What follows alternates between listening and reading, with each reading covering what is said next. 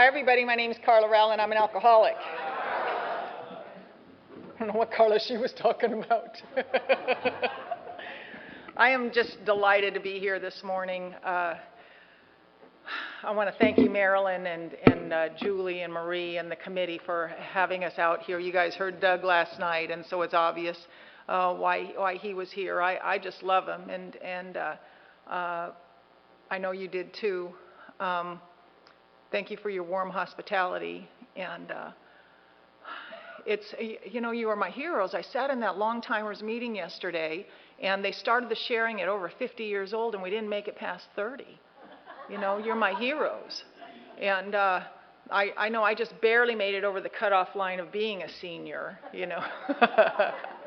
I guess here it's about 50, but Denny's considers it's 55, so that's where I celebrated last December, you know, and that's where I wanted to go.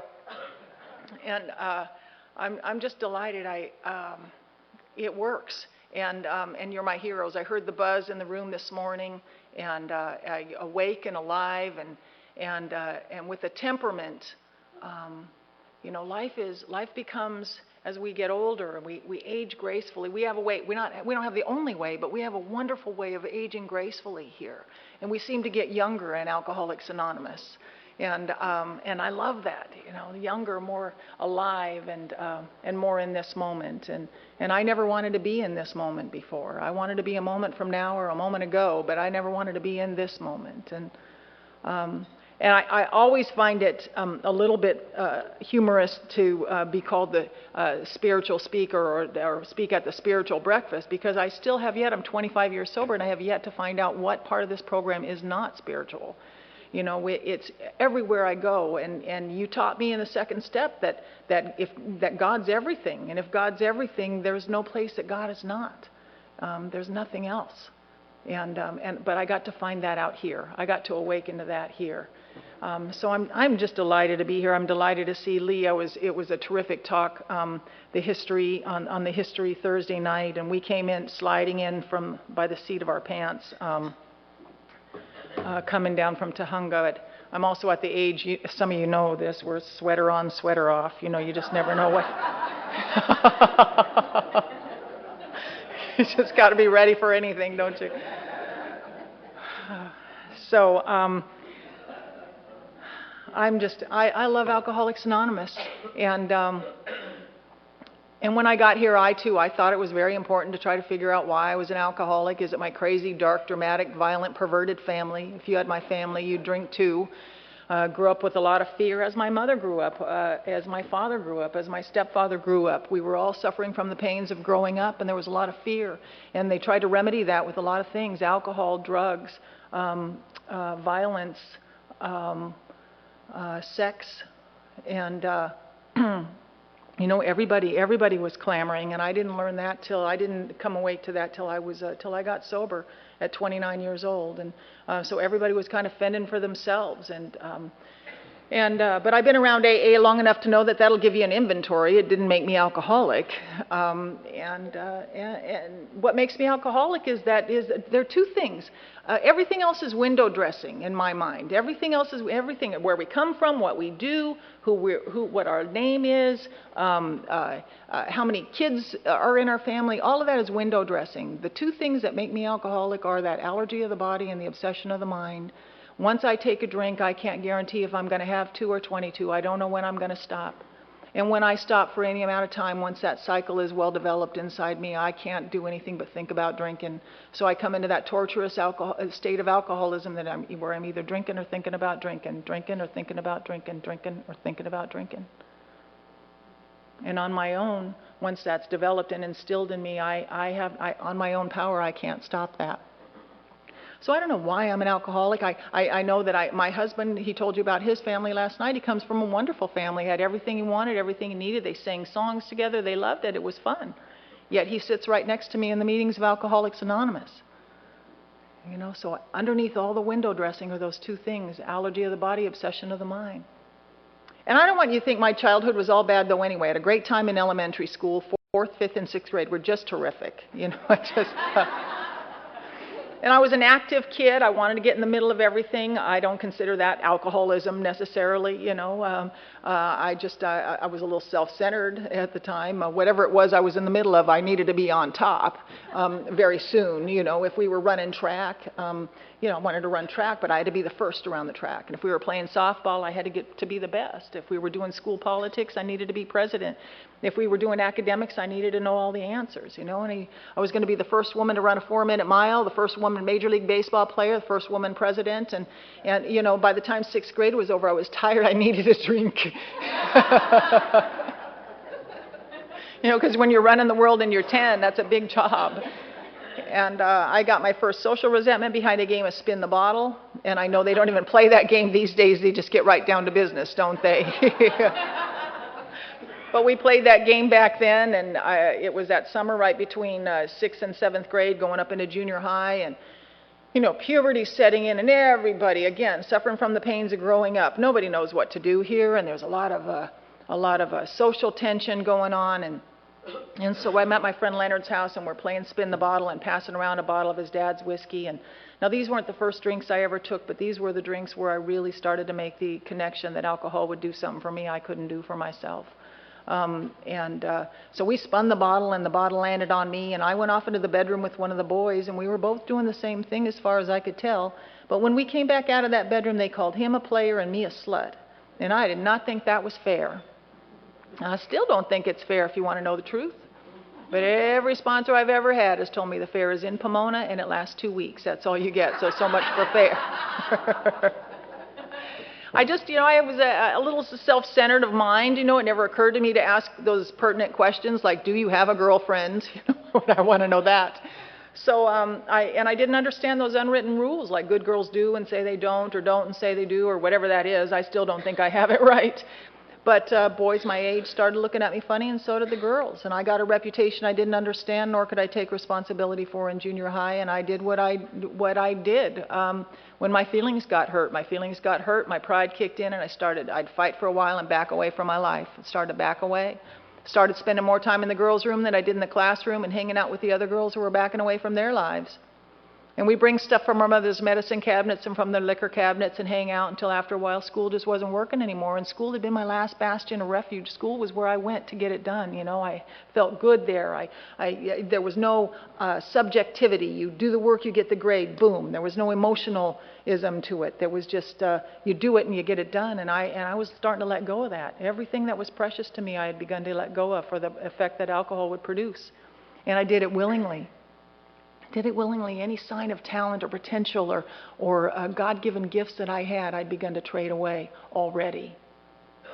And I started to leave home because it's got to be better somewhere else. It's just got to be better somewhere else. Hope is just up the road. And it was out there on the on-ramps of the 10 freeway going east and the 101 going north. And I'd stick my little thumb out on those on-ramps, and I'd crawl in the car or the truck going wherever with whoever, and I'd be on my way to somewhere else. And I love that feeling. That feeling felt like the bottle in the glove compartment. You know, it felt like I didn't even have to have that bottle open yet to feel better already. We'd go up the 101, and I'd see that going right through Ventura, and you see that big San Francisco sign, you know, and my heart would skip a beat a little, you know, just on my way. And I had no idea what I was going to do when I got there. In fact, I liked it better in the car because that's where we were. We were in suspension, in limbo, on the way, in that state of anticipation.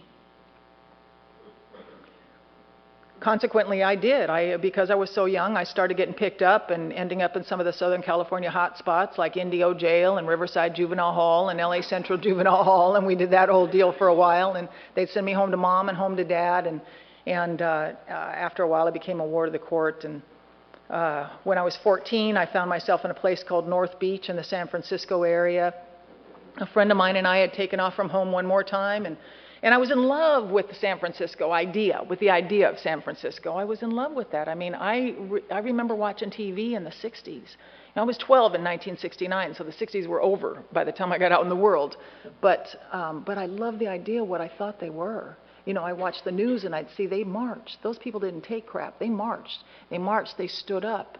And the Grateful Dead played music, and Crosby, Stills and Nash, and Blind Faith and Traffic. And they had peace and love and flowers, didn't they? And it was free love, and it was all about a whole new world, and that's what I was chasing. And so San Francisco was always on my mind. And when I was 14, I found myself being dropped off by a ride. My girlfriend and I had gotten a long ride up outside of Isla Vista, all the way up into North Beach. Dropped us right off in the middle of North Beach, a big party town up there. And we were standing on the street, and to my left was the Condor Club with Carol Doda on the marquee, and to my right were the hookers and dealers and pimps and the party town. And boy, I just thought, it's all ahead of me now.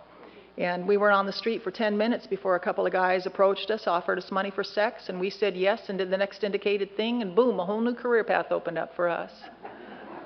And I started living a day at a time in a way I've not had to live in a very, very long time.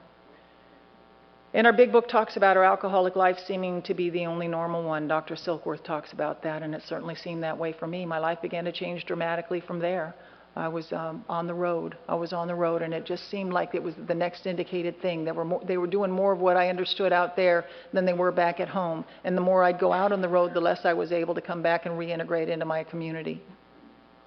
So I continued on, onward, forward. And when I was 15, I was admitted to a mental hospital just a year later. I was 15 years old, and I was supposed to be in there for 2 weeks for observation. I ended up being there for a year. I just sort of made myself at home and moved in. And they were not talking to me a lot about alcoholism. They were talking to me about disorders. I was a very disordered looking child. I was alternately violent and withdrawn and living with a level of frustration down in my gut I didn't know how to talk about. I didn't know how to talk about all that stuff that had gone on at home. I didn't know how to talk about, it was everything that I didn't know a lot of this until later.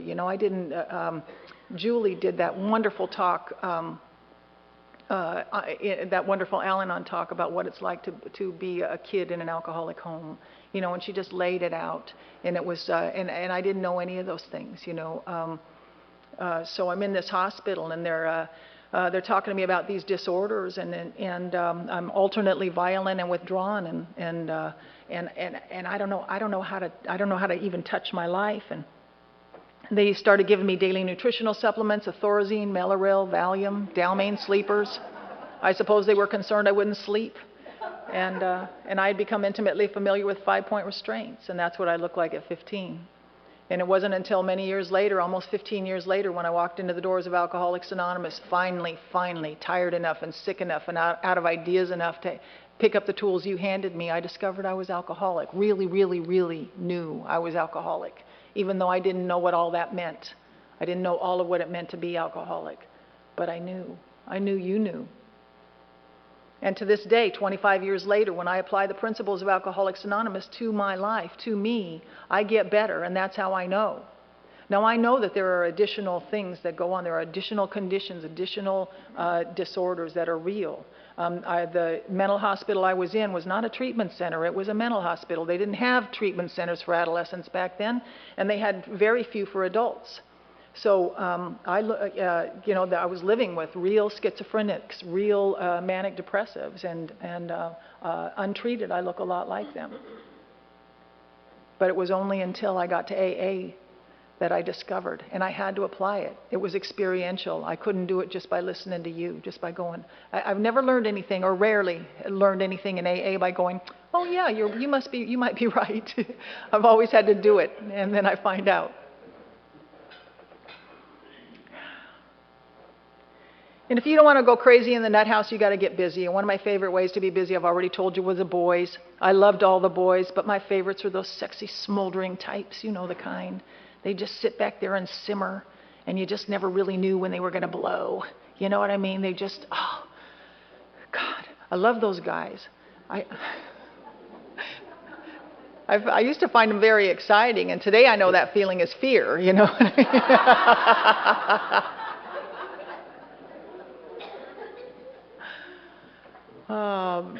The trouble with those guys is that they blow eventually. You know, they're sitting in there, they're trying to hide from a junior prison sentence. They don't want to go to California Youth Authority, so they're trying to lay low in the nut house, and they can't. They hold on to themselves as long as they can, and they explode in one way or another. Like my first boyfriend, he blew, and he threw a big chair through the big plate glass window of the boys' unit, and then my next boyfriend, he blew, and he threw a nurse through the big plate glass window of the boys' unit, and then they put plexiglass over the big plate glass window of the boys' unit. And I don't know about you, but I've always thought I should have a soundtrack to my life. You know, music playing in the background of all this drama. You know, it's just got to be enhanced by that, just the sweet hurt going on.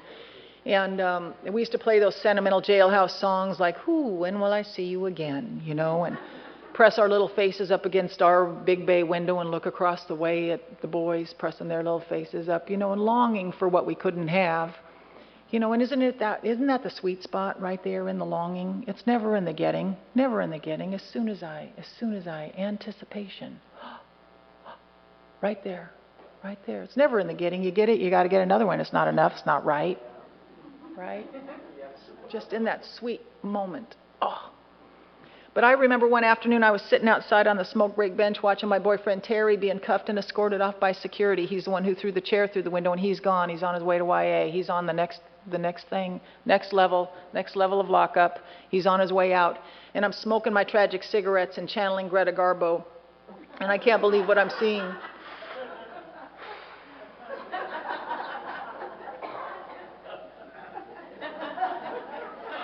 I mean, this had been a relationship of 2-3 weeks, you know what I mean? It was just... And just inside the girls' unit, I could hear Diana Ross singing at top decibel, "Touch me in the morning, then just walk away." Oh, God. Oh, God, and there he goes, you know? And it took me a long time to realize I was brokenhearted and blue before I ever had a real date. Because it's the way I saw my life. And you told me in the beginning what I came looking for, I came looking with.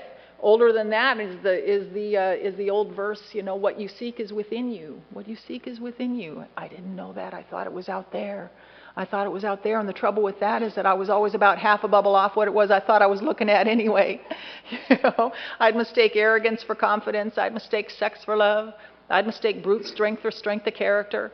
And I'd get it up in my hot little hands and it would dissolve where I stood because it wasn't it. It wasn't it. Never going to be it when it's coming from out there. I had to come to AA to learn that it's when I'm giving of myself that gaping hole in my soul gets smaller. Never going to come from out there. Even if it did, even when I feel when you're loving me, even when I feel that, it's never going to be enough if that's all I got. Yep, I'm feeling it when I'm loving you. But it took a long walk to get here, you know. And I went from the girls' unit to the co-ed unit and to the unit where they put the patients they just don't know what to do with anymore. And by that time, I was a vision for you. A year later, I had casts on both my arms up to my shoulders because I'd been cutting, because that was just a whole different way to change my reality. I had been up the wall, over the wall, through the gate, any which way I could out of that mental hospital over that year. Whenever I'd get thirsty enough, I'd find my way out for a week or two, and then I'd party and come back in the front door of that place because that's where I live. I live in the nut house, you understand. So now I'm tired. Now I've gotten to this last unit and I'm tired, and I'm no longer bathing or getting dressed because you don't have to do that to date in the nut house. And I'm despondent, and I have somewhere along the line surrendered to the thought that perhaps maybe I'm just one of those little nut house lifers that gets to get out every once in a while, but always going to end up back inside. Always. Because I can't sustain it. I can't sustain. And even in all of that, even inside all of that, a drink was still my idea of my best friend. It was still the thing I could count on. So I ended up going over the wall with the love of my life that I met there on that unit, and we lasted about 2.5 weeks. And I'll just tell you that the rest of my adolescence was marked by stays in those places. I'd go into juvenile hall for a little bit, sit in front of a judge, get the placement of the next place, and waiting for placement. That was my life. And go into the next place. And I'd go in there for a little while, and they always have a lingo. Every new program has its own lingo, which is sort of when I got to AA, I was a little afraid that was going to happen here too. You learn the lingo, walk the walk, talk the talk, you're up the wall, over and out. Walk the walk, talk the talk, up the wall, over and out. Was that going to be that way here? I didn't know. It's easy. You can walk around here looking real good for a good long time. Nobody will question that, but I found out here that mine is the head I go home with. When you're all good with the way I am, that's good, but I'm the one I go home with. Mine is the head I lay on my pillow. And I didn't know what to do with that. So I ended up in a girls' home at the end of all of that, and I met my roommate, and she and I are on the same page. We're still looking for that San Francisco free peace and love, you know. And I've always been a spiritual seeker, read people like Baba Ram Dass, Jane Roberts, trying to figure out, you know, how to channel the right thing. I was born into a Southern Baptist home, and that religion worked very well for my mother till the day she died 4 years ago. You know, I tried being a Catholic for a couple of weeks in the 4th grade, and you know, because I'm also about as deep as a mud puddle, you know what I mean? If it doesn't work right away, I got to get going. I got to move, got to find something else. I burned black candles for a while, praying to the other guy. You know, just hedging my bets, really. That's all. That's, you know, I just want to be on the side that's winning. You know what I mean? Just, I didn't care. And when I was in the 6th grade, the television series Kung Fu came out. Some of you might remember David Carradine and the star of that show. You know, that dude walked the Wild West in bare feet. I mean, don't underestimate him. He was tough. You know, walked the Wild West in bare feet. Walked around with his little bag of, I don't know what was in that bag, but it looked like fun. He'd walk from town to town. He was Chinese, so he looked different than everybody else. And he'd walk, and he was so spiritual. He'd walk from town to town, and he'd be met sometimes by whole groups of guys, very hostile, and they'd assault him verbally. You know, they'd come and they'd assault him verbally. And when they did, boy, he'd just stand there and just pearls of wisdom just rolled off his tongue. You know, just poof. And you'd see their faces. You'd see the faces of this group of guys, and they'd be like, oh. And they'd turn and they'd change and they'd go off to help people. And I thought, oh my God, that's power, such power. And then he'd walk to another town. And this was my example of spirituality, of total spirituality in the 6th grade. I mean, you can rent them on Netflix now. You know what I mean? And he'd walk to another town, and he'd just be so elegant and walking in, and he'd be met by a whole other group of people. And this time they'd assault him physically. And when they did, he kicked their butts. And I love that. I wanted what he had, you know, just that. I thought he epitomized strength and serenity. Strength and serenity. And so I've got this idea, and my roommate's on the same page. And our friend said, man, those people moved to Oregon. You got to go to Oregon where God might be. And so we're out the 2nd story window of that girl's home, down the tree, and into Randy's truck and off to Oregon. And I learned 2 things. 2 things happened up there. Well, they rent a little house and they let me come with them. And our book talks about our alcoholic, many of us showing symptoms and signs of alcoholism long before we were ready, willing, or able to do anything about it. And I certainly couldn't see it as it was happening. But I'm 17 years old and I'm living with Jan and Randy up there. And we couldn't always drink the way I needed to drink. And when I've got no booze and I've got no steps or fellowship or God of my understanding, I'm restless, irritable, and discontent, very hard to get along with. My life becomes your fault quickly. My skin doesn't fit. And I just can't get grounded. I just can't be here. I can't be in this moment. I'm always a moment from now or a moment ago. I just can't be here. And when I could drink the way I needed to drink, I was always overshooting the mark. And that was happening again and still at 17. And my friends had to ask me to leave, and I was asked to leave a lot. And I ended up back down to my father's house against his better judgment, and I hadn't been with him in a few years. And every morning we'd get up at the same time, and he'd take off for work, and I'd take off for his den. And I'd go sit in his den, and I'd drink from his liquor cabinet.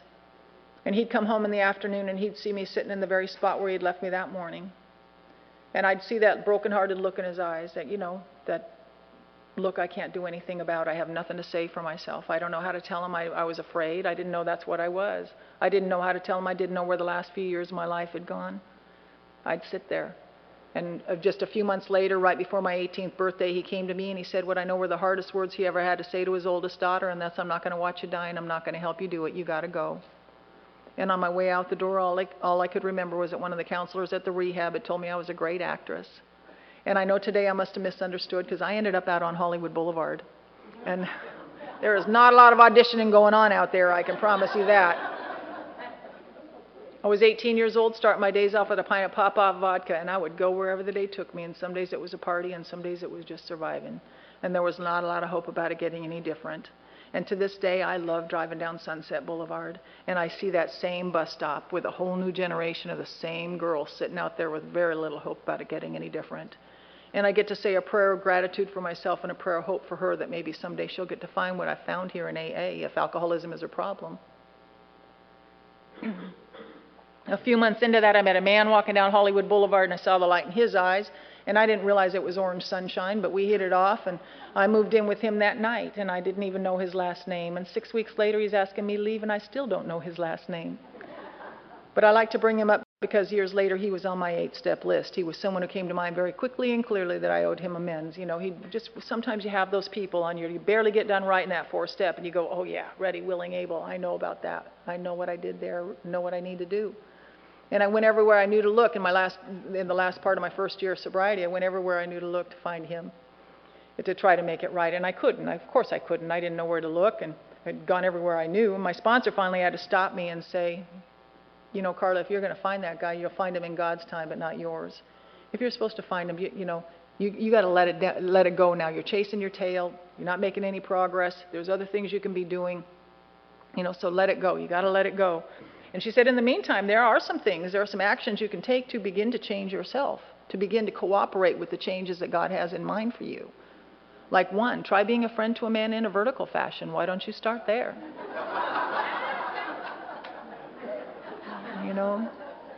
For somebody like me, it was a really, really easy place to start, very, very simple place to start, sticking my hand out and looking you in the eye. And to this day, there's not a place in the world I can't go. I can walk into any room and look you in the eye. And I don't get those looks of contempt and disdain and pity from men or women. Right up there with that feeling of being useful is that feeling of self-respect. And you guys gave that to me, but you can't take it away. See, I can give it away. You can't take it. And that's the valuable thing.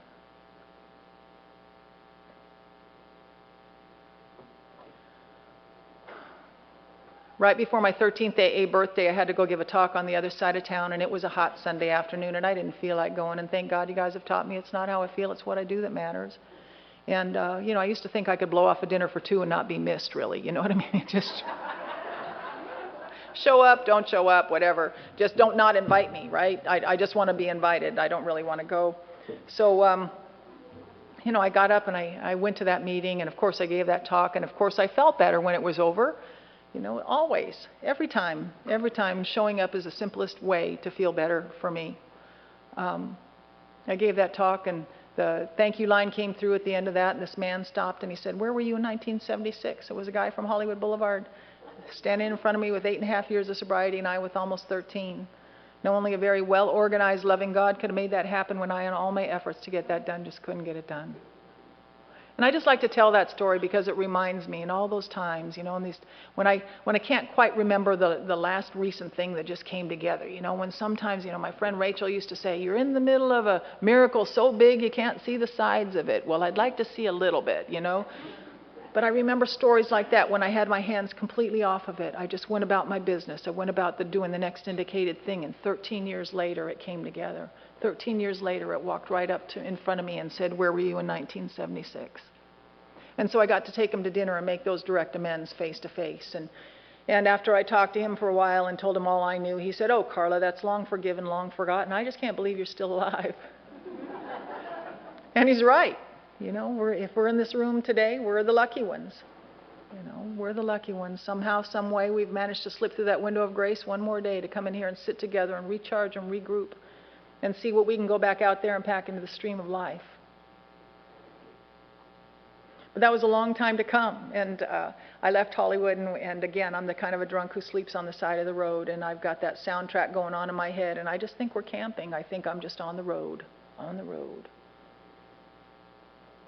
And I hook up with another guy from another rehab, because that's where they keep the boyfriends, in the rehabs, and whatever it is you might be looking for. And we made it up to the mountains in southern Oregon and pitched a tent there till the rains came, and then we moved into a roofless cabin just north of Grants Pass, 5 miles in, 5 miles up a mountain, a burnout old cabin that used to be a mining claim like 75 or 80 years before that. Patched it up through a plastic tarp over the top, called it a skylight, and then the baby came. And we had this little girl, and I thought having this little girl was going to be the thing that changed my priorities. She was going to be top priority. I wanted this little girl more than anything. She was going to be the thing. I was going to be the parent I never had. We all know that alcoholism doesn't care who you love. Doesn't care. Alcoholism doesn't care who you love. So quickly, alcohol became top priority, and she began to go down the line. And when she was about 10 months old, she got in the way of one of our fights, and I had to take her up the road. You know, because he and I, we love the idea of peace and love and all that stuff, but we just couldn't stop knocking the hell out of each other really long enough to implement the principles fully of peace and love. So we beat each other up all over. And I took her away when she was 10 months old, and we're up in Idaho. I'm tending bar and cocktail waitressing. It was my first legitimate work. Never occurred to me not to drink on the job. Why else would you have those jobs? And I couldn't bring home enough money to pay rent for more than a week at a time. I drank it up, and I gave it away, and lost it, and all those things that we do out there. And my kid was one of those kids that you see in her T-shirt and underwear and yesterday's lunch down the front of it because the mom's not paying attention. And after a while, of course, Idaho's not working for us anymore either. So we're back down in LA. I'm renting a room for my aunt in Covina. I've got a job in Hollywood tending bar, about 35, 40 miles away. My daughter's almost 4 years old. Every afternoon I'd kiss her goodbye and I'd take off for the bar in Hollywood, and I'd stop at the halfway point, which is a bar in Arcadia called the First Cabin. Stop in there to have my afternoon drinks, those primer drinks, those drinks that got me ready to go do my shift. Just, you know, make it easy. Shots of Cuervo Gold and Bud backs. Every afternoon, about a half an hour, whatever it took. Then I'd get up off the bar stool and drive to work and go do that and go back home. Like clockwork. Same thing every day. And one afternoon I kissed my girl goodbye, and I took off of that same bar in Arcadia, had those same shots of gold, same Bud backs. To this day, I don't know what was different on that day from the day before except for 24 hours. Because I didn't hate that job in Hollywood, and I didn't love my daughter any less on that day than I love her today. But I sat on that bar stool and I drank those drinks. And I couldn't stop. I couldn't stop long enough to get up and go take care of business in either direction. I couldn't go to work, and I couldn't go back and see her. I couldn't get away from the drinks. I couldn't stop. So I sat on that bar stool and I lost them both. In one fell swoop, the kid and the job were gone. And I stayed and I lived off the kindness of strangers there in that little area in Arcadia for about a month until I fell into another job in another dive bar. And I love that beautiful, beautiful little understatement in the big book that says, gradually things got worse. Because there's nobody, no alcoholic in the world that doesn't know what that means, you know what I mean? And so I married a man thinking maybe if I made my life look like yours was, it's this business, it's being out here. If I just make my life look like I think yours is, get married, get the kid back, do all that, put it back together. And he and I got married about the time we should have split up, and we moved into that apartment. All we did was become the neighborhood entertainment. You know, furniture would go flying out the front door of that apartment. The next morning we'd go collect it back in like nothing had ever happened. We settled our arguments with a shotgun. Whoever got to it first won. It was simple. My first exposure to AA, first real exposure that I was conscious of,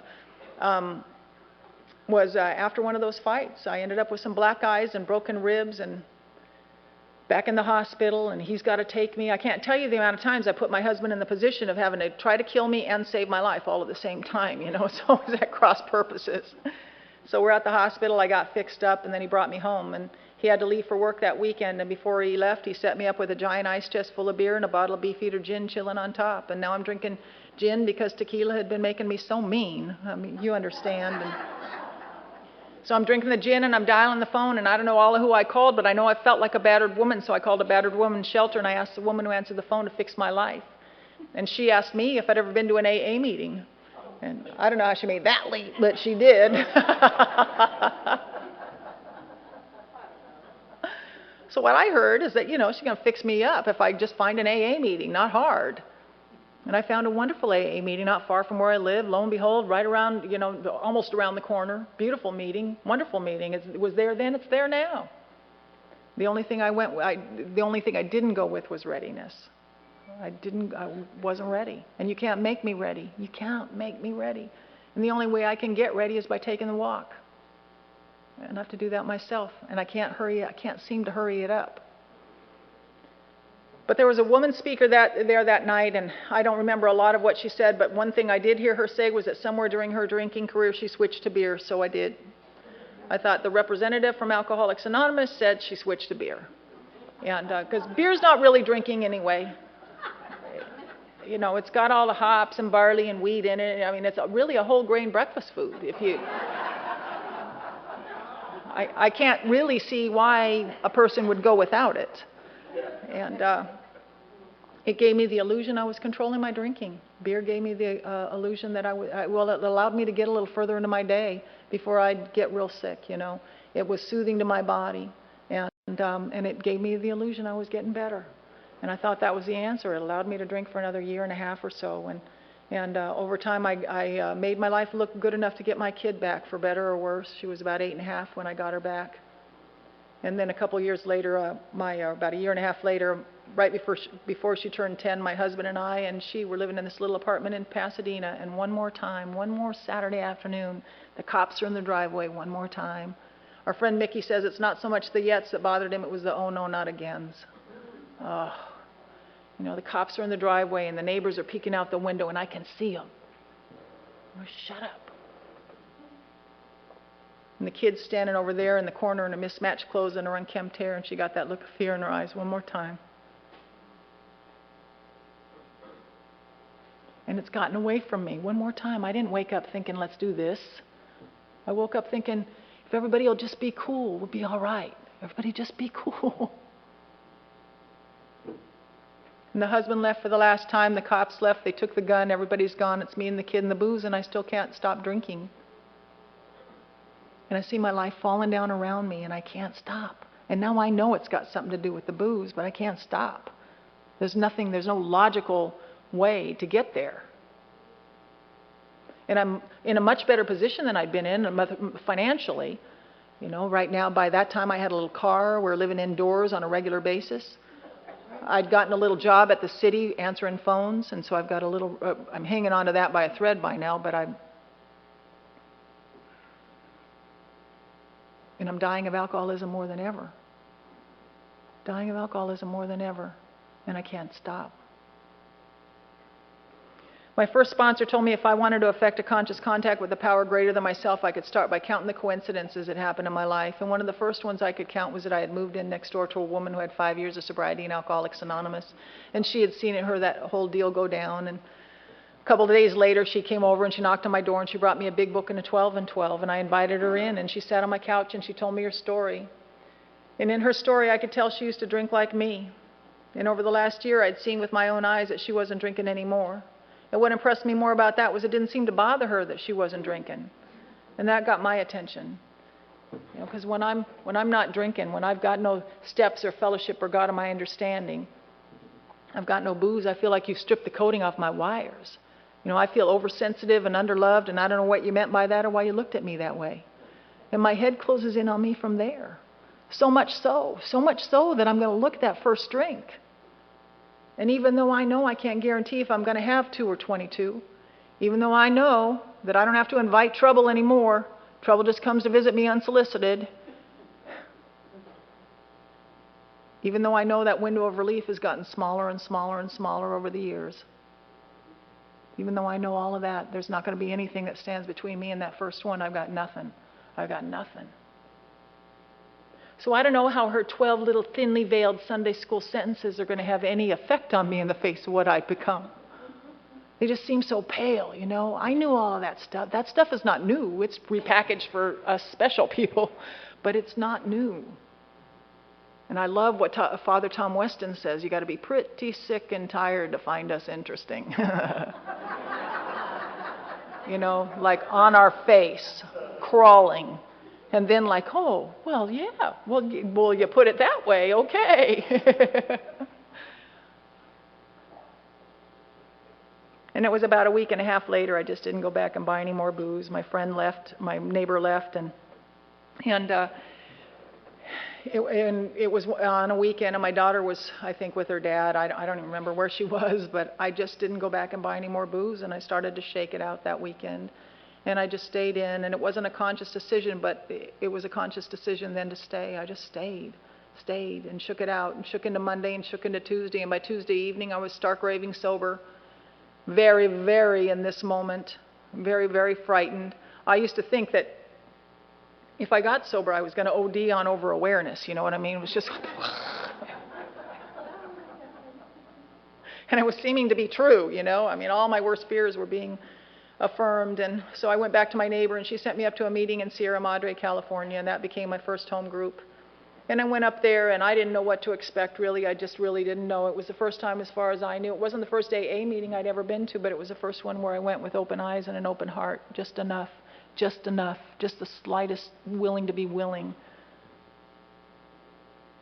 And always that fear of, is this going to be one more of those places where I walk the walk, talk the talk, I'll be up the wall, over and out. One more place, is this really going to work? And I walked in, and I sat way back by the exit sign, just in case, by the open door. And the first hope I heard came in the form of small talk. And you guys all seemed to care about each other, and I didn't get that, man. You seemed stone cold sober, being able to talk to each other and asking each other questions like, how you doing? Didn't you have a job interview yesterday? How'd that go? Did you get a big book? Did you get a sponsor yet? How you doing? Would you like a cup of coffee? Did you get a good seat? How's your lawn? Your lawn. Oh my God, could my life ever be so elegant and simple as to be thinking about a lawn? I mean, except to pass out on, you know what I mean? I mean, a lawn, you know, mowing the lawn, Joe, how you doing? I'm mowing my lawn. Just seems so far away.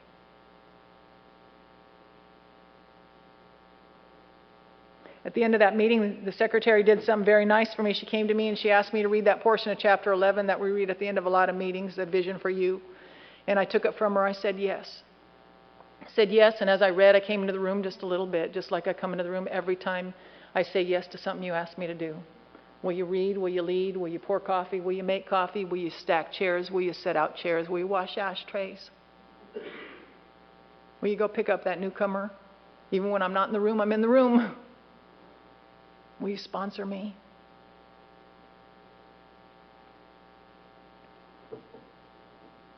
Yes is the best answer, all these years later. Then I got a sponsor, and my only requirement for a sponsor was that she hasn't had a drink in 12 years. She hadn't had a drink in 12 years. And her life looked nothing like mine, her window dressing. She sat on her couch and she drank. And I went places I never even wanted to go. But underneath, we shared those two things. Once she starts, she can't stop. And once she stops, she can't stay stopped. Drinking and thinking about drinking, drinking and thinking about drinking. And we shared those two things, and she took me through my steps. And that horrible obsession to drink was finally lifted when I was about 9 months sober, and then in the middle of my amends. I wasn't one of those people who came here, and I was surrendered to my disease. I was surrendered to that, but I was not surrendered to AA as my solution. And I'm just living proof that you don't have to believe it'll work for it to work, if you do it. If you do it. To this day, there's not one member of my family who'll stand in the doorway and say, no, please don't go to the meeting. You know, they never do that. They'll have Christmas in July if it makes it, you know, if that's what we have to do.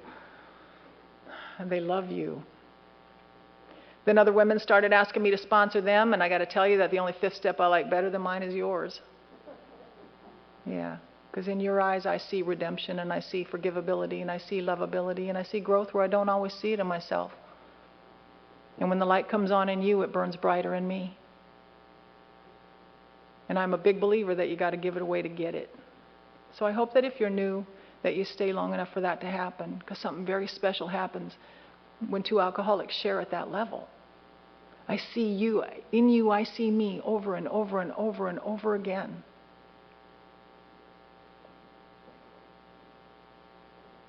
After a couple of years, I'd had you guys, I'd been going to 2 and 3 meetings a day. I mean, I'd go to work, I'd take care of the kid, and we were paying rent for more than a month in a row and taking care of all that outside stuff, but I was in AA at every, and to be fair, I probably needed every single meeting I'd had up until this point, you know, for the first couple of years. I just felt so safe.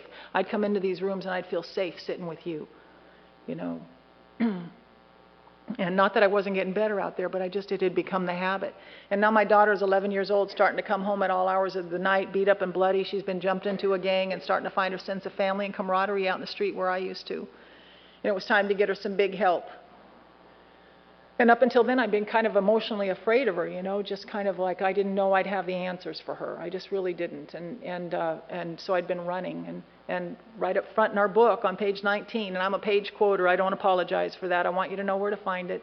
There it is. On page 19, it says, a more important demonstration of our principles happens in our homes, occupations, and affairs. And if I'm only doing it in these rooms, I believe I'm only half doing it. So it was time for me to stop going to 2 and 3 meetings a day, go to 1 meeting, go to work, go home, and be a mom to that kid.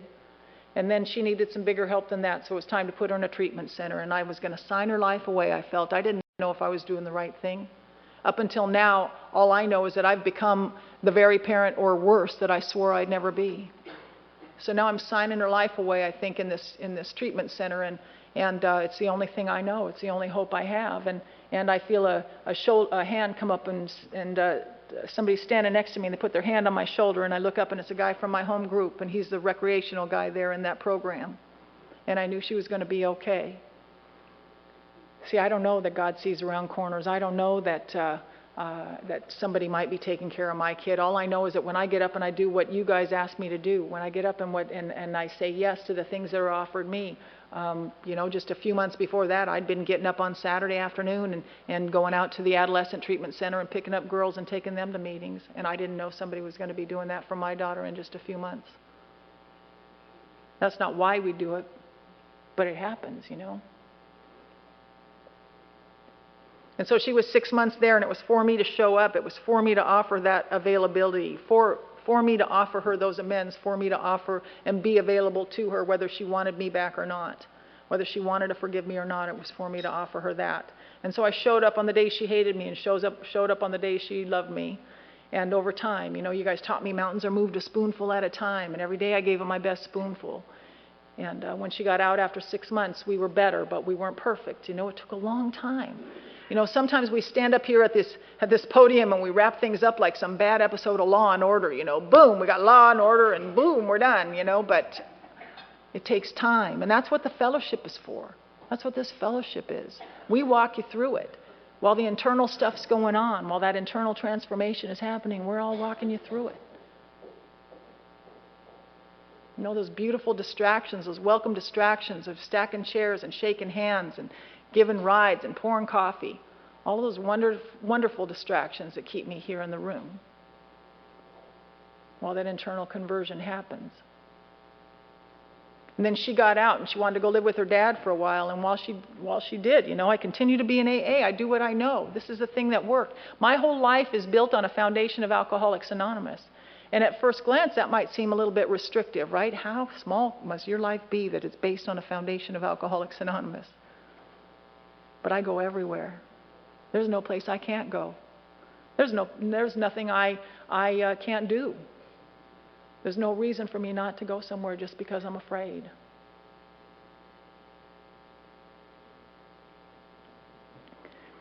I kept working. You know, I've got a little patchwork quilt of an education. I put like a high school diploma together barely. Everywhere I went to school, where it was like there was a piece in juvenile hall over there, and a piece in the high school at the mental hospital, and there was a piece over here and a piece over there.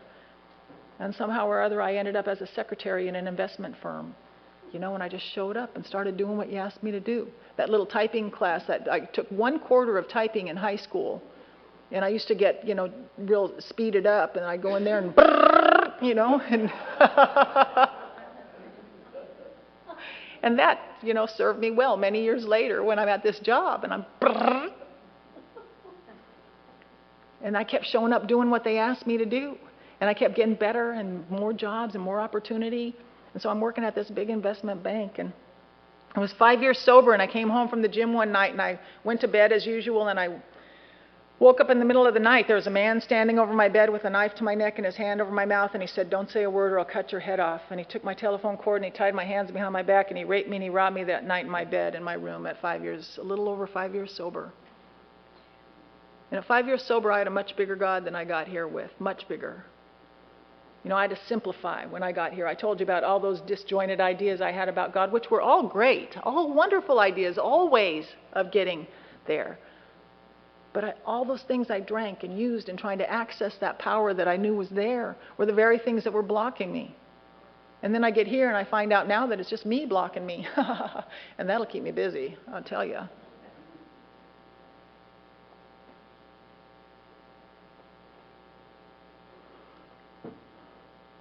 So I'm in my room, and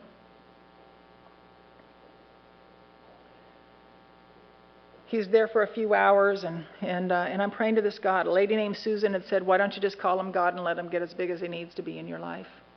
And that's where I started. And then I saw in the book, it says that we choose to believe that God's everything or he's nothing. What was our choice to be?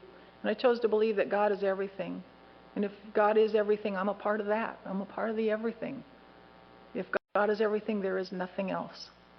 And so I knew God was in that room too, and things were as they should be, even if I didn't like them. God doesn't just show up for the good stuff. And so I don't really know what's going to happen here, but I got a chance to say a prayer for my daughter and ask God to take care of her if she had to hear some bad news about her mom. And I realized a few weeks later that it was only Alcoholics Anonymous that could put me to be in the presence of mind to say a prayer like that at a time like that. And the guy was there for a few hours, and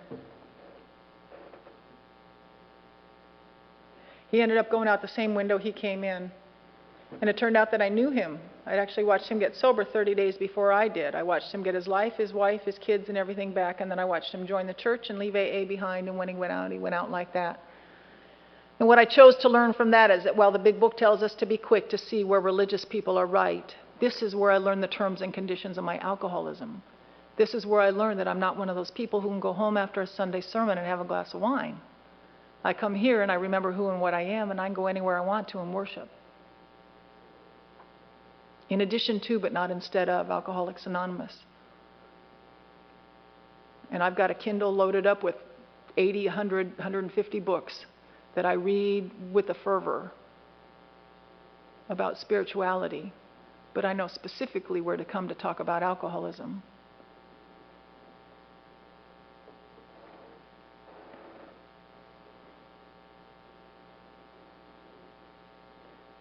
So they caught him a couple of weeks later, and up till then I had had a sponsor named Lee. He was a man. He was one of those old, just those good old boys, you know. He wore overalls all the time, and he'd just say things like, "Well, that's going to feel a whole lot better as soon as it quits hurting." He's just, you know, just one of those great mellow attitudes, you know. But both of us, you know, and he came over to my apartment, and he double locked my windows after that, and my home group just swooped in around me. It was a couple days after, my friend Lori, who we really couldn't stand each other. But we were always thrown together by Alcoholics Anonymous. We were always ending up doing something, you know, in Alcoholics Anonymous. And when she found out the next day what was going on, she said, "I'm sending Kenny over," her husband, "I'm sending Kenny over to pick you up. You're going to stay a couple days with us." And I got to tell you that 5 years before that, there was no woman sending her wife over to pick me up, to take me home. Even if they liked me.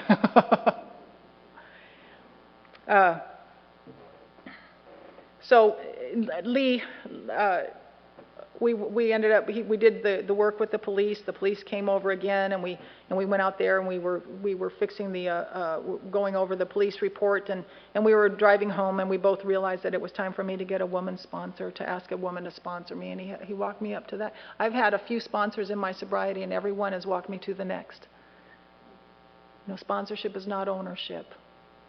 You know, it takes a village. And some people have one sponsor their whole life. That's wonderful. But it just hasn't been my story, and that's got to be okay too, because that's the way it is. And so he suggested Marguerite, and I went up, and I knew Marguerite, and I asked her, and I told her what had happened, and she said, "You know, you're going to have to forgive this guy," and I know she's right. I know we're people who can't stand even seemingly justifiable resentments at 5 years sober. We can't handle them. And yet, God scared me. And at 5 years of sobriety, my favorite way and my most accessible way to respond to fear like that was anger. If I stay angry, then you can't hurt me. My ego says, "Man, they're going to walk all over you. You let that go. If I die, you die." And yet at 5 years of sobriety, I know that anger is like a suit that doesn't fit anymore. I can't be angry. I can't not be angry. I got to let it go, and I don't know how. I can't, on my own power, of my own power, do that. I need help. I'd stand out on the sidewalk and I'd hear a car door slam and I'd jump and I'd get pissed all over again because the guy's owning me and I know it. So the 7-step prayer became my mantra, and I just showed up and I said the prayer and I watched. I have to cooperate. I have to ask for an attitude adjustment and then walk around and act like I've had one. To affirm that and open up to it. And there was a trial that followed, and as part of the defense, they had a lot of the guys I'd known years before get up and testify as to who I used to be, including my ex-husband, and that's the mark I'd left on him, was the fact that he was more inclined to testify on behalf of the rapist than he was for me. And he's not ever been interested in any of my amends, and that has to be okay. So they had all those guys testify, and then I had to get a character witness for me. And by that time, I told you I'm working in this big fancy investment bank. Big fancy place. I mean, Henry Kissinger sat on the board. He walked the halls. And yet I walked undetected through those halls because I showed up and I did what they asked me to do. And so the division head there volunteered to come and testify on my behalf, and they told him all about who I used to be. And he said, yeah, but she shows up early and she stays late, and she was where she said she was. And see, that's Alcoholics Anonymous speaking for itself. He didn't have to be coached. He just got up and told the truth as he had experienced it through me. And then it was my turn to testify, and I got up, and I'm still looking for this window of forgiveness because I got to let it go, and I'm scared, and I don't know, and I'm willing. That's all I know. I get up in the witness stand, and I look out there, and I see him sitting at the defense table. And that's a place where I've sat before, and I could sit again. And it occurred to me, and there is a recipe for forgiveness in our book on page 67, right at the top there. Though we didn't like the way their symptoms manifest, he, like me, was perhaps spiritually sick. He, like me, not me from a mountaintop saying, yes, bless you, my son, but he, like me, because I could be sitting there. I am him. And what happened in my mind was we became two alcoholics sitting on opposite sides of the courtroom. And just like a little crack of light under the doorway, that ability with the willingness to forgive and to relinquish that fear began. It took hold. And it took about 1.5 years for all those nightmares and the stuff attendant to something like that to finally go, but it did. He was sentenced to 20 years and he did 17, and he's not been able to stay out of prison. And I know that because I get the letters when he's being released again and again and again and again. The detective who worked that case came to me after it was over and he said, I don't know who you were back then. I'm not even sure I want to know, but whatever it is you're doing now, you keep doing it because it seems to be working. See, that's Alcoholics Anonymous speaking for itself. And see, I know this thing works in prison. I know this thing works in prison. I've had the privilege of going up there to the prison and talking to guys who are some of them are never, ever getting out. Ever getting out. And yet, through the power of Alcoholics Anonymous, they found a way to be available and of service to each other and to the people that they've harmed.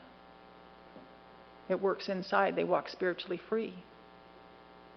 Not that they wouldn't trade places physically. And after that was over, that was one little glitch on the huge scale that is my life in Alcoholics Anonymous. And things are not always the way I like them, but things are always as they should be, and that is my practice. That's my practice of watching and doing what I can, doing what I can do for myself, and I know, fully trusting that God will do for me what I can't. My daughter came back to live with me after a couple of years, and she brought her boyfriend home one afternoon. They sat down in front of me, and I told them they were pregnant. They had that funny look on their faces, and they just nodded, and I got to tell her, I'll be there no matter what. Whatever you decide, I'll be there no matter what. And then I knew I was becoming the parent I wanted to be. I'll be there no matter what. And I was there counting the contractions, and I was there at the birth of my first grandson, and just a couple of weeks ago we sent him off to college. And she has 2 boys now. The other one's almost 13, and I sat with those boys just a couple of years ago and watched their mother graduate from Cal Poly Pomona with a bachelor's degree.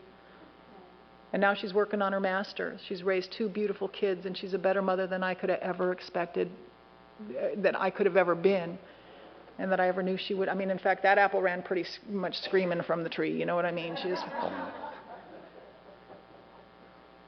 And My father doesn't have to sit up nights anymore watching the news to make sure his daughter's name isn't on the list of the victims of the serial killers of the day. You know, he sleeps well and he knows why. And that took time. You know, all of this, it takes time, the tincture of time and consistency. You know, showing up at 5 years, he and I were better than we were at 1. And at 10 years, we were better than we were at 5. And at 12 years of sobriety, we were sitting out there. I'd taken him to lunch for Father's Day or something like that. And we were talking again, you know, and here he goes. He's going to start, you know, and I think I'm so selfish and self-centered. I think he ought to be done with this stuff by now, you know, this feeling stuff about your kid, you know. And so we're sitting here having pasta or something, and he starts to talk. You know, I have no pictures of you when you're a teenager. Oh, great. Now he's going to ask me for something I can't deliver. Good. Nice. You know, what am I going to do about this? And it's hard to be quiet, you know, because you want to jump up and defend. Even after all the recovery steps, fellowship, blah, blah, blah, you know, still that self-centered stuff comes up. So I'm sitting there and I'm thinking, well, I do have sharp objects in front of me. And I'm trying to listen. I'm doing, you know, the willingness and yet the resistance all at once. And he says, but you know, to see you today, I wouldn't trade who you are now for all the pictures in the world. And see, if I'd have stabbed him, I'd have missed that. So, you know, at 10 years sober, I had made a bad business deal, and I'd hooked up with a boyfriend. And long story short, ended up bankrupt at 10 years sober. And I'm just telling you that to tell you that I've had to start over in Alcoholics Anonymous a few times without drinking. You know, just starting over, get my bearings, start all over. Learn from it and keep moving on. And try to help somebody else with that information. You guys taught me early on, and I'm so glad that I heard it. I do not have to, I cannot worry about how I look in Alcoholics Anonymous. I cannot save my ass and my face at the same time. You know, so bring it in here, sit with us. And my mom was the hardest, I think. Even though I knew I had broken her heart over and over and over, there were things that I was angry with her about. And I don't know if some of that's just mom and daughter stuff or what, but there was some stuff that I just found very hard to let go of, time after time after time, you know. She was very sick physically, and it was just hard for me to get my head around and my heart around all the time. But about 2 years before I got sober, my baby sister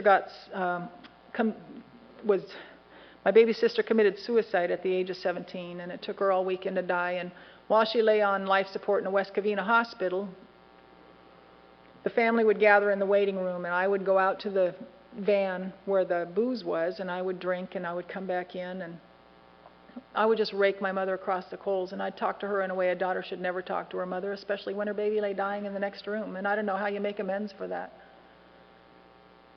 Except my sponsor said, call her once a week and try to find out how you might add to her life instead of take. And over time, she lived out of state, so it required listening. Just listen.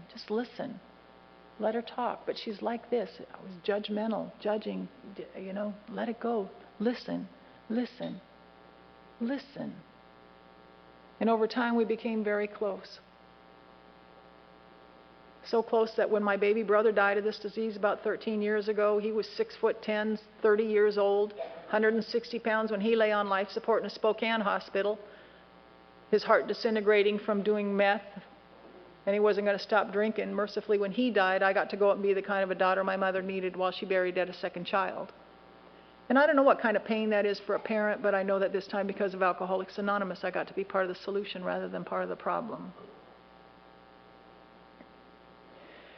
I don't know if this has ever happened to you, but over time, you know, I was about 17 years sober. I was 47 years old, and I was starting to get into that perfectionism again. Has that ever happened to you? Maybe not in this room. Not in me.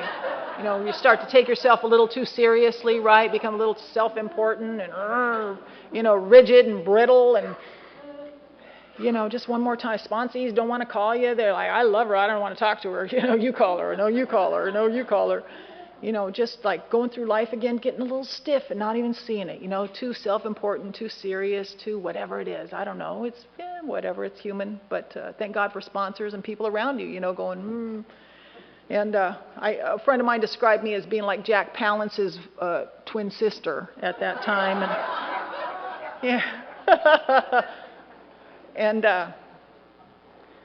So anyway, and here's where I just got to tell you that, it's always growing. Sobriety is always, I have to stay awake, and there is always changing. I've always got something going. Even when things are not so beautiful, there's always something. I have always been inside Alcoholics Anonymous. Even a big mess, I'm inside, and I've always been a big prayer and a meditator in many, many forms. My first form was probably physical, was the repetitiveness of being in the gym and pushing, breathing, pushing, breathing, pushing, breathing, and reading spiritual meditations, the small paragraphs at first, and now I just chew up books, But and then I changed. I started to rollerblade for a while. That is a very, very, very zen. You're out there at the beach, shh, shh, shh, shh. You don't argue with the curb. You lift your foot, or the reality. Then I tried surfing for a little while, and my friend Lisa describes surfing as being like being in a domestically violent relationship without actually having to have a partner. And I know that there's a God because he answers questions I don't ask out loud. That's just how I know today. And one day I wandered into an Arthur Murray dance studio. And I didn't know this was happening. There was a free rumba lesson in there. I didn't know where all this was going to go. But I do know this. I know you cannot be stiff and brittle when you're trying to do the rumba. You cannot. You can't be serious. And I took about halfway through this free rumba lesson, this teacher stops and he said, "Oh my God, Carla, do not try to dance like a good girl. I don't think they will believe you anyway." That's a true story.